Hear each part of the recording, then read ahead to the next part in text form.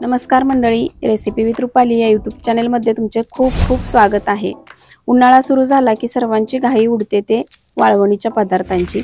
मी आज बनवलेला आहे वाळवणीच्या पदार्थातला पहिला पदार्थ उपवासासाठी खुसखुशीत असे साबुदाणा पळी पापड।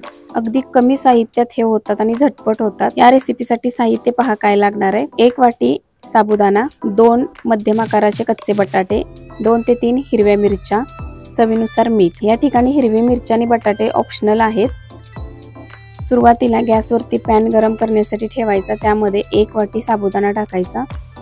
अगदी मंद आचेवरती हा साबुदाणा गरम करून घ्यायचा आहे। गॅसची फ्लेम एकदम मंद ठेवायची आणि साबुदाणा फक्त गरम करून घ्यायचा आहे, म्हणजे पटकन तो बारीक करता येतो। साबुदाणा गरम झाला की थंड होण्यासाठी एका ताटामध्ये काढायचा आणि व्यवस्थित पूर्ण थंड होऊन द्यायचा। गरम असताना किंवा कोमट असताना अजिबात बारीक करायचा नाही। त्यानंतर एका मिक्सरच्या भांड्यामध्ये काढायचा आणि बारीक करून घ्यायचा आहे। हा एकदम बारीक पावडर याची करून घेतलेली आहे। तुम्ही जास्त प्रमाणात जर करणार असाल तर दळून जरी आणला साबुदाणा तरी सुद्धा चालेल। मी थोड्या प्रमाणात करते त्यामुळे मी मिक्सरवरतीच बारीक केलेला आहे। अशा प्रकारे बारीक करून घ्यायचं, एकदम बारीक पीठ नाही किंवा एकदमही जाडसर नाही। त्यानंतर पुन्हा गॅसवरती पॅन ठेवायचा आणि त्यामध्ये जर तुम्ही 1 वाटी साबुदाणा घेतला असेल तर त्यासाठी 8 ते 9 वाट्या पाणी घ्यायचं। 8 वाट्या पाणी घ्यायचं, जर एखादी वाटी जास्त झाली तरी सुद्धा चालेल। आणि पाणी थंड असतानाच जो बारीक करून घेतलेला साबुदाणा आहे तो यामध्ये टाकायचा आणि व्यवस्थित मिक्स करून घ्यायचा आहे। पहा, त्यामध्ये अजिबात गुठळ्या वगैरे राहता कामा नयेत। व्यवस्थित मिक्स करून घ्यायचा।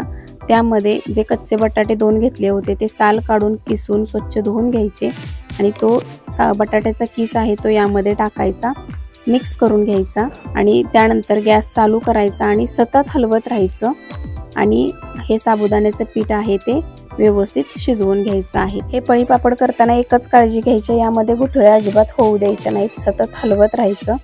त्यानंतर यामध्ये चवीनुसार मीठ टाकायचं। मीठ सुद्धा छान मिक्स करून घ्यायचं आणि जी मिरची घेतलेली होती आपण ती मी एकदम बारीक चिरून घेतलेली आहे आणि ती बारीक चिरलेली मिरची टाकायची। मिरची ऑप्शनल आहे, तुम्हाला जर मिरची नको असेल तर नाही टाकली तरी सुद्धा चालेल। याऐवजी तुम्ही चिली फ्लेक्स टाकले तरी चालेल किंवा फक्त प्लेन साबुदाणा, मीठ आणि बटाटा एवढं टाकलं तरी सुद्धा चालेल। मिरची पूर्ण ऑप्शनल आहे। हे छान सतत मिक्स करत राहायचं।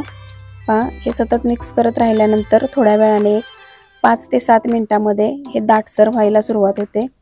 थोडंसं दाटसर झालं की नंतर गॅस बंद करायचा। पहा, अशी ट्रान्सपरन्सी यायला पाहिजे। पहा, अशी कन्सिस्टन्सी असायला पाहिजे, एवढं दाटसर पीठ व्हायला पाहिजे।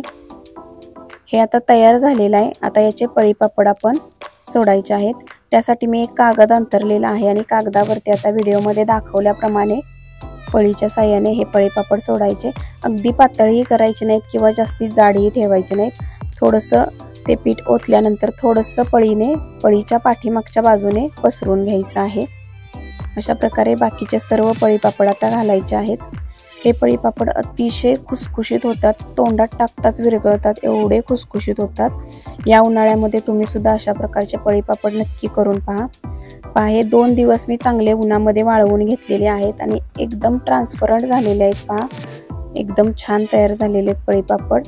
हे तळून दाखवते मी तुम्हाला। त्यासाठी कढईमध्ये तेल गरम करण्यासाठी ठेवायचं आणि तेल चांगलं गरम होऊ द्यायचं आहे।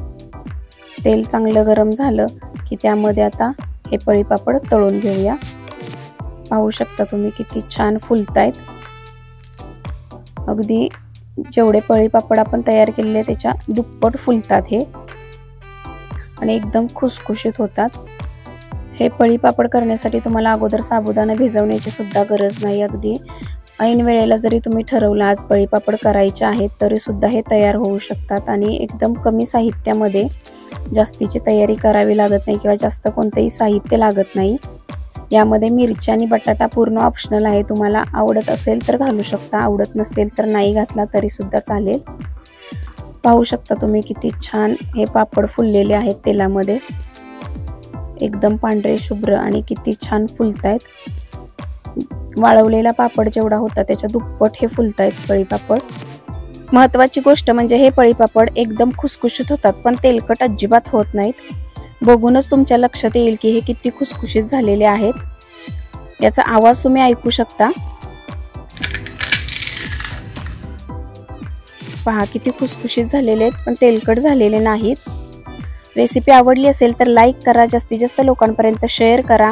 आजची रेसिपी कशी वाटली कमेंट करून नक्की सांगा। अशाच नवीन खमंग रेसिपी पाहण्यासाठी जर रेसिपी विथ रुपाली या यूट्यूब चॅनलला सबस्क्राईब केलं नसेल तर पटकन सबस्क्राईब करा।